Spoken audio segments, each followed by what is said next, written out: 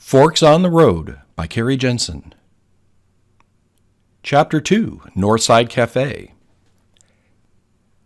Northside Cafe is located in an older-looking building on the north side of U.S. Highway 2, a four-lane thoroughfare that sports the moniker of Gateway Drive as it cuts across the northern boundary of the Grand Cities area. The restaurant is a short 4 miles from Grand Forks International Airport. This airport has only 2 gates, but some flights make the short hop to Canada, which is only about 80 miles to the north.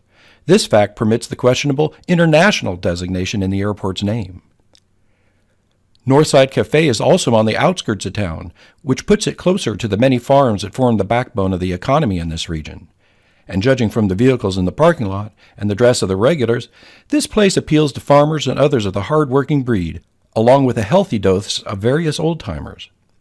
The restaurant is not immediately on the major freeway through town. Interstate 29, which cuts a north-south swath along the western edge of Grand Forks, is a good mile to the west of Northside Cafe. As a result, this is not a place that gets a whole lot of new traffic.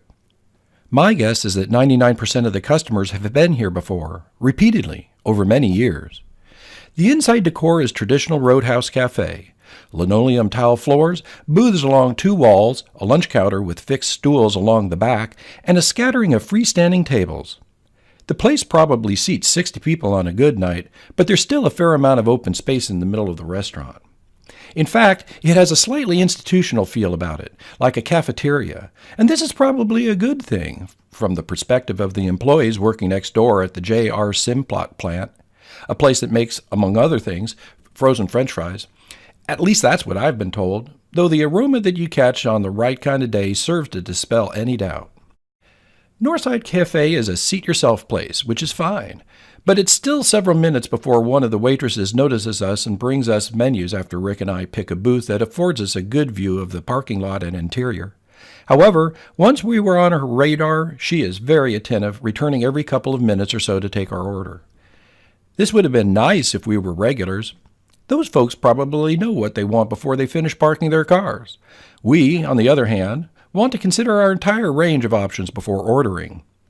I mean, we're on a quest, and we're taking our job seriously.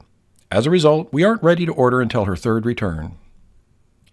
Rick orders the Reuben sandwich and a root beer float. The sandwich comes with French fries.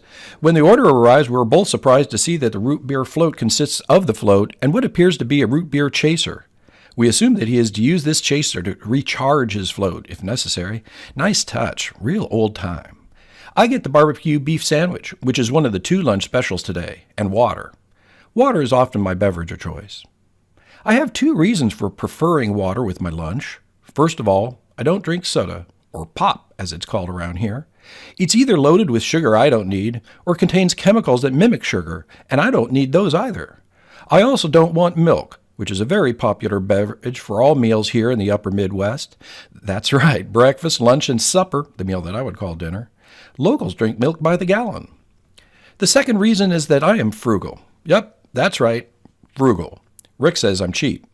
The fact is, the thought of increasing my lunch bill by at least 30% is revolting and overrides any possible pleasure taken from an alternative beverage. As a result, I almost always order tap water.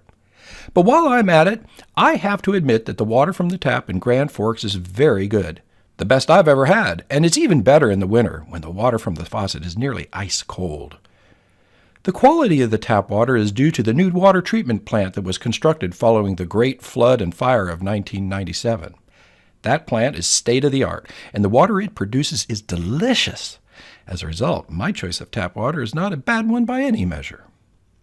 Getting back to the food, my barbecue beef sandwich is served with a small homemade potato salad. In all, my food is fine, though the barbecue could never pass for the Texas barbecue I'm familiar with. Rick appears to be satisfied with his order as well. To put it simply, the food fits the setting, and the prices are agreeable. The ambiance, on the other hand, is exactly what you would expect, considering how the place looks from the outside, which is to say that it does not disappoint. In the end, we're off to a good start. We have tried a new place, and it worked. As we leave, we're convinced that we'll patronize Northside Cafe again someday. However, the quest is sure to place demands on our lunching options, so we figure it'll be a while before that happens.